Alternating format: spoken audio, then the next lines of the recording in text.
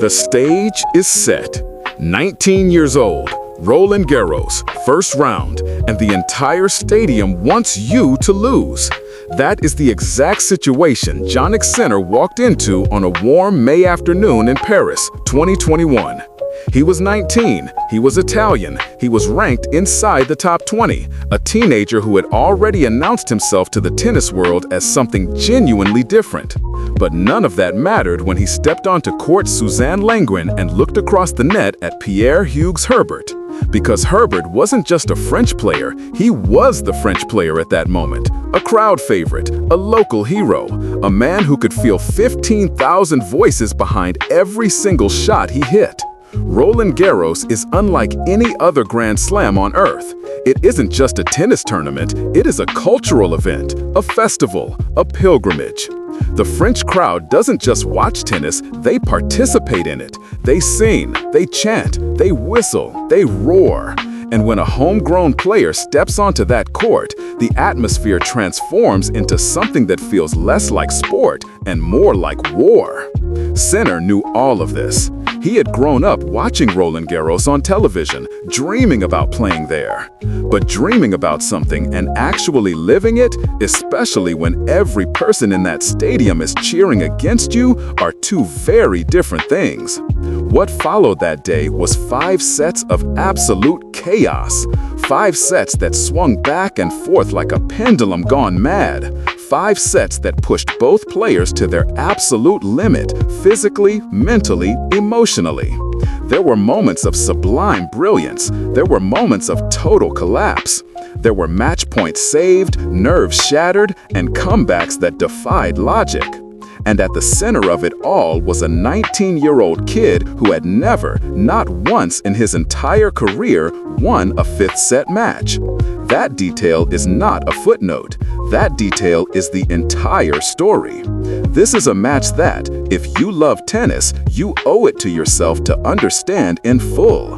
Not just the score, not just the highlights, but why it happened, how it happened, and what it tells us about the kind of player Jannik Sinner was always destined to become. If you want more stories like this one, deep dives into the matches that shaped modern tennis, make sure you're subscribed to Tennis Insider. Hit the subscribe button, turn on notifications. This is the kind of content we live for. Now, let's go back to Paris. The young lion enters the arena. To understand why this match was so remarkable, you first need to understand who Jannik Sinner was in 2021. He wasn't a wild card. He wasn't a lucky qualifier. He was a genuine top 20 player, seated at the tournament, who had spent the previous 18 months systematically dismantling the idea that teenagers couldn't compete at the highest level of men's tennis.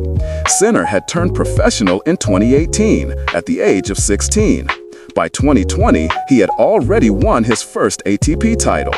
By early 2021, he had beaten some of the biggest names in the sport and was widely considered one of the most exciting young players the game had seen in years. Coaches across the tour were quietly telling each other the same thing. This kid is different. What made him different wasn't just his tennis, though his tennis was extraordinary. It was his mentality.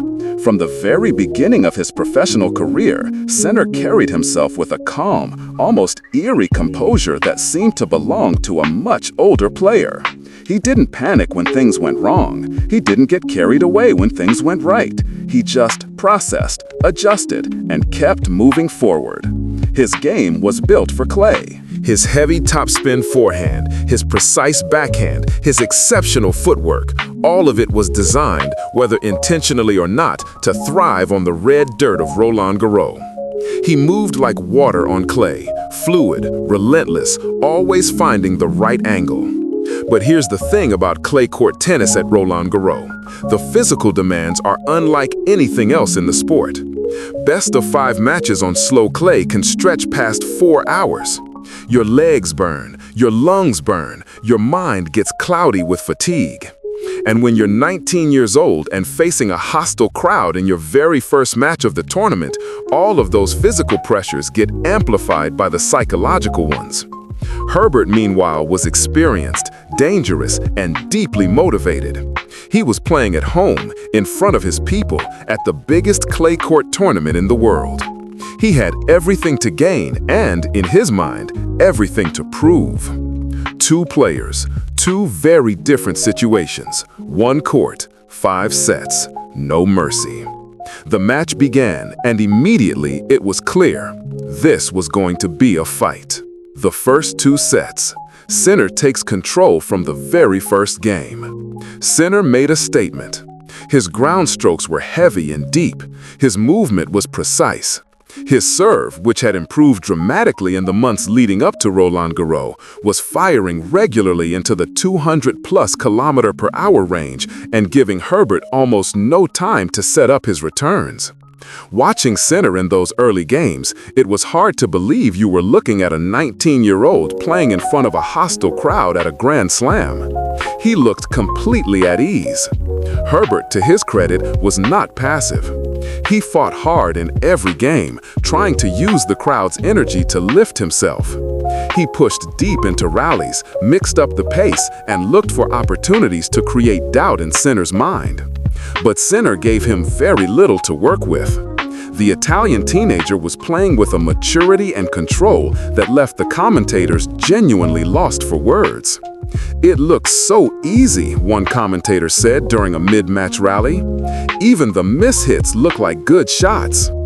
That is the most telling observation you can make about a player in peak form. When your mistakes look like part of the plan, you are operating at a level above your opponent. Sinner, in those first 2 sets, was operating exactly at that level. The crowd was getting restless. They had come to see their man win. Instead, they were watching a teenager dismantle him with clinical precision and something close to joy. Because that was the other thing about Sinner in this match. He seemed to be enjoying himself. Not in an arrogant way, but in the way of someone who has trained for moments exactly like this one and is now living them fully. He won the first set, then the second. 2 sets up, on clay, at Roland Garros, against a home favorite at 19 years old. For most players, for almost any player in the world, that is the moment you start thinking about closing out the match. You start playing not to lose, rather than playing to win. You get cautious, you get tight. Sinner, being Sinner, did none of those things. At least, not immediately. But momentum in tennis is a strange and unpredictable force. And Herbert, with the crowd behind him and nothing left to lose, was about to remind everyone why Roland Garros has a history of eating young champions alive. The crowd awakens, sets 3 and 4. When Pierre-Hugues Herbert won the 3rd set, the stadium erupted. It wasn't just applause, it was relief, it was hope. It was 15,000 people collectively exhaling after 2 sets of watching their man get outplayed and then suddenly, finally, having a reason to believe again. That moment, the moment a crowd shifts from passive spectators to active participants, is one of the most dangerous moments in tennis, because the crowd doesn't just cheer, the crowd becomes a weapon. Every point Herbert won was met with a wall of sound that rattled the court. Every point Sinner won was met with near silence, punctuated by the occasional French groan of disappointment. This is what Roland Garros does to visiting players. It doesn't break them with noise alone, it breaks them with the difference in noise. The contrast between the roar that greets a Herbert winner and the cold quiet that follows a Sinner winner creates a psychological pressure that is unlike anything you experience at any other tournament on earth. And Sinner, for the first time in the match, started to feel it. His forehand, which had been a weapon for 2 full sets, began to misfire. He was hitting mishits that he had no business hitting. His first serve percentage dropped. He was spending more energy on his footwork and less on his shot selection, and that fraction of a second's difference was enough for Herbert to find angles he hadn't found before. Herbert won the 3rd set. Then, building on that momentum, he fought his way through the 4th. 2 sets apiece. The match reset. Everything that had happened before, Sinner's dominance, Herbert's struggle, was wiped clean. On a technical level, the score was 2-2. On a psychological level, all the momentum belonged to the Frenchman, backed by every soul in that stadium. And somewhere in that fifth set, both players and everyone watching would have to confront a very specific, very inconvenient fact. Jannik Sinner had never, in his entire professional career, won a match that went to a fifth set. Not once, not ever. The crowd knew it, Herbert probably knew it, and Sinner, sitting in his chair during the changeover before the fifth set, breathing hard, soaked in sweat, he knew it too. The fifth set, where legends are made or broken. The fifth set in a Grand Slam is a different kind of tennis. It is not the same sport that started 3 or 4 hours earlier. By the time you reach the fifth, the strokes are the same. The forehands, the backhands, the serves. But the context around every single shot has changed completely. Every point carries the weight of the entire match.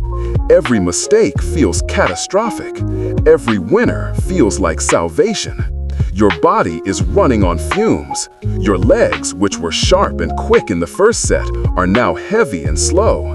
The explosive first step that lets you chase down a drop shot in the first set, that step is now a half beat slower. And in tennis, half a beat is the difference between a passing shot winner and the ball going wide. Your mind is the same.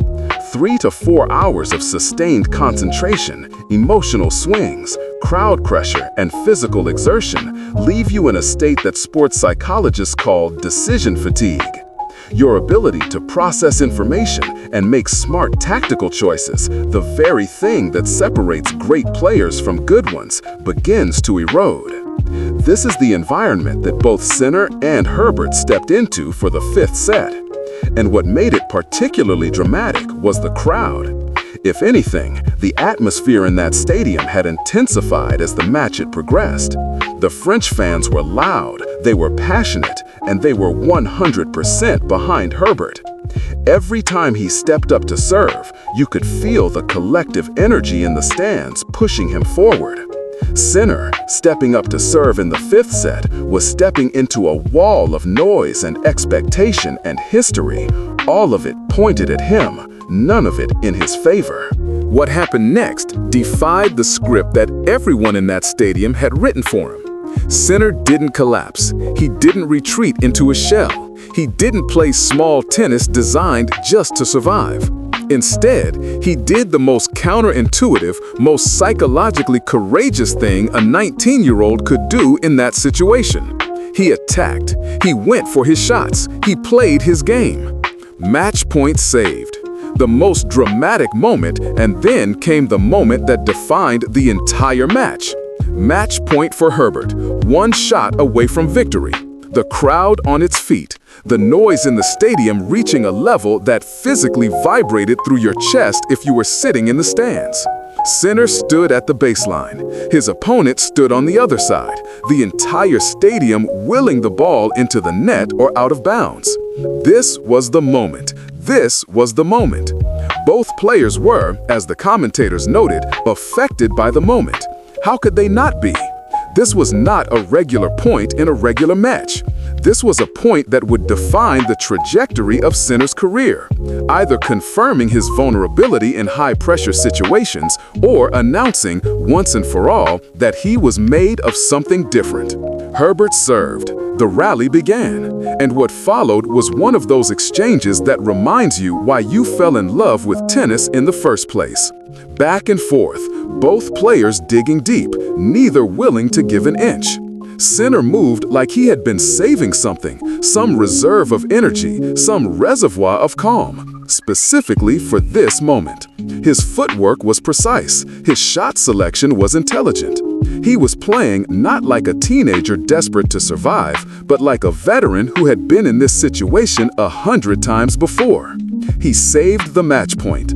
The crowd went quiet for just a moment, the quiet of disbelief, of a stadium holding its breath. And then the noise came back, even louder.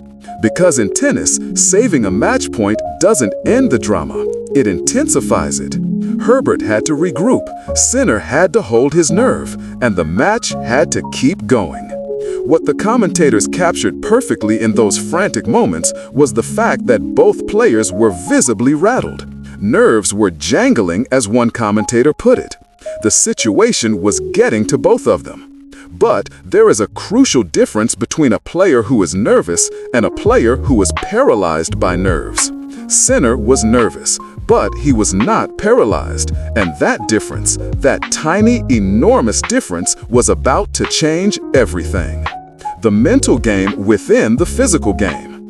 To fully appreciate what Sinner did in that fifth set, you need to understand the mental architecture of a professional tennis player. Tennis at the elite level is not primarily a physical sport. It is a psychological one. The physical requirements are extreme. You need elite athleticism, extraordinary hand-eye coordination, years of technical training. But so do your opponents.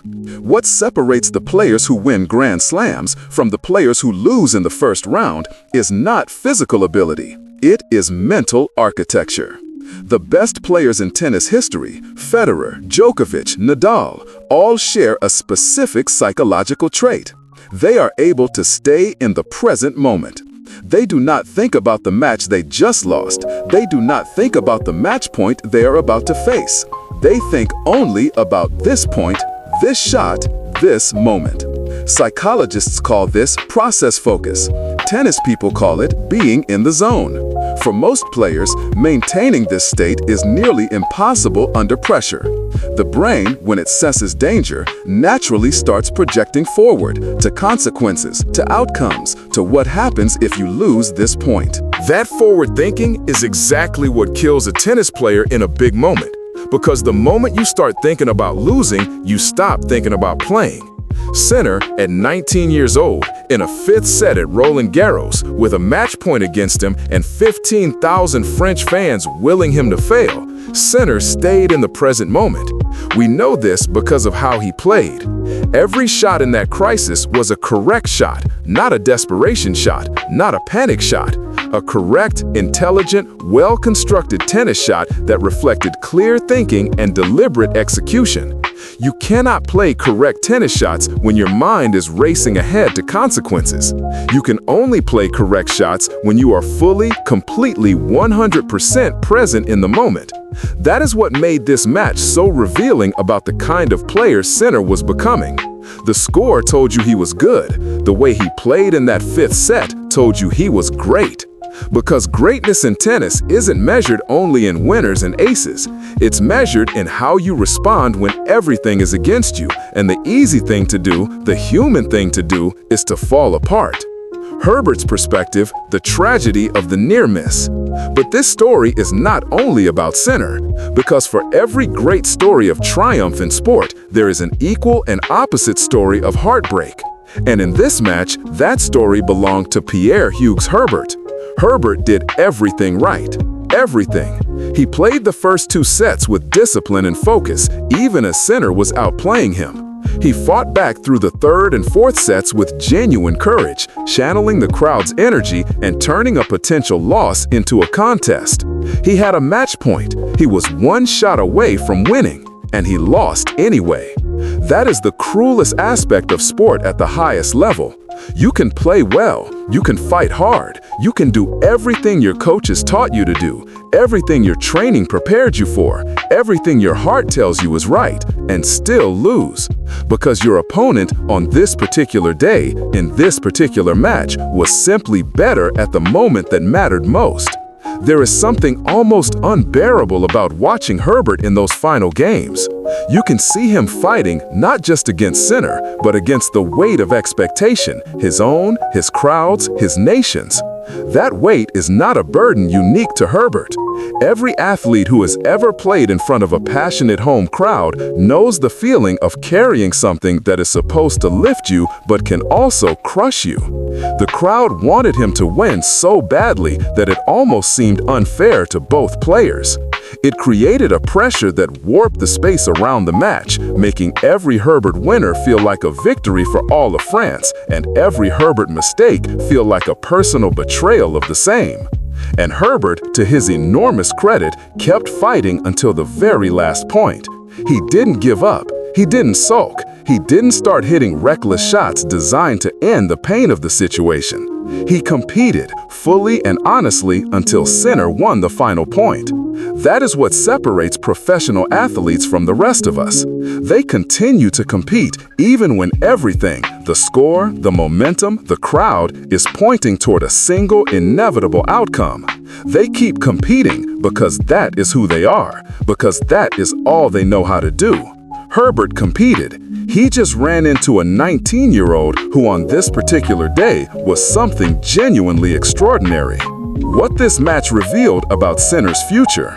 In retrospect, the 2021 French Open first round is not just a great match story. It is a prophecy. Because everything Sinner showed in that match against Herbert, the composure under pressure, the ability to perform in hostile environments, the willingness to attack even when survival would be the easier choice, all of it became the foundation of one of the most dominant careers in modern tennis history. Sinner didn't just survive that match, he learned from it. He internalized the lesson that fifth sets at Grand Slams teach you, that your body will fail you, that the crowd will try to break you, that match points will come and they will feel like the end of the world, and that none of that actually matters if your mind stays clear and your game stays honest. Over the years that followed, you could watch Sinner draw on exactly those lessons in match after match after match. The 2024 Australian Open final, where he came back from 2 sets down to beat Daniil Medvedev. The countless big match performances on clay, on hard courts, on grass, surfaces that demanded different tools, but the same unshakable mental foundation. The Davis Cup performances, where he carried Italy on his back and delivered when everything was on the line. All of it traces back, in some way, to a first-round match at Roland Garros in 2021, to a 19-year-old who had never won a fifth-set match, walking into a wall of noise and hatred and expectation, and walking out the other side with a victory that changed the way he saw himself and the way the tennis world saw him. The commentators who were watching that day understood, even in real time, that they were watching something significant. Magnificent scrap, one of them said at the end, and he did it with authority. That phrase, with authority, is the key phrase, not with luck, not with desperation, with authority. That is who Jannik Sinner is. That is who he was always going to be. And this match, above almost any other in his career, is the one that proves it. The legacy of one match. In the end, what makes a great tennis match? It's not the score. Scores are just numbers. It's not even the quality of the tennis, though quality matters. What makes a match truly great, the kind of match you think about years later, the kind of match that stays with you, is the story it tells about the human beings playing it. The 2021 French Open first round between Jannik Sinner and Pierre-Hugues Herbert tells an extraordinary story. It tells the story of a teenager who walked into the most hostile environment in tennis and refused to be small. It tells the story of a crowd that became a force of nature, not enough to change the outcome, but enough to make the outcome mean something. It tells the story of a player who had never won a fifth set and won one anyway, not by playing cautiously, but by playing freely. Freedom. That is the word that keeps coming back when you analyze this match. The freedom to go for your shots when the crowd is against you. The freedom to attack on a match point. The freedom to play your game even when every external signal is telling you to shrink. That freedom doesn't come naturally. It is earned, slowly and painfully, through years of training and competition and failure and recovery. Sinner had been building it since he was 13 years old, hitting balls on clay courts in the mountains of South Tyrol, dreaming about exactly this kind of moment. And when the moment came, he was ready. 5 years later, Sinner is the world #1. He has won multiple Grand Slams. He is considered by many to be on a trajectory to become one of the greatest players of all time. And every step of that journey, in some way, has been shaped by the lessons he learned in Paris in 2021. That is why matches like this one matter. Not just as sports entertainment, though they are extraordinary entertainment, but as windows into the character of the people who play them. As evidence that under the right kind of pressure, extraordinary things become possible. If you loved this story and want more deep dives into the moments that define the greatest players in tennis, the matches behind the matches, the psychology behind the glory, then Tennis Insider is where you need to be. Subscribe to the channel. Every video is built exactly like this one, researched, crafted, and told with the kind of depth that the sport deserves. Because tennis, done right, is not just a game. It's one of the greatest stories ever told, and we're just getting started.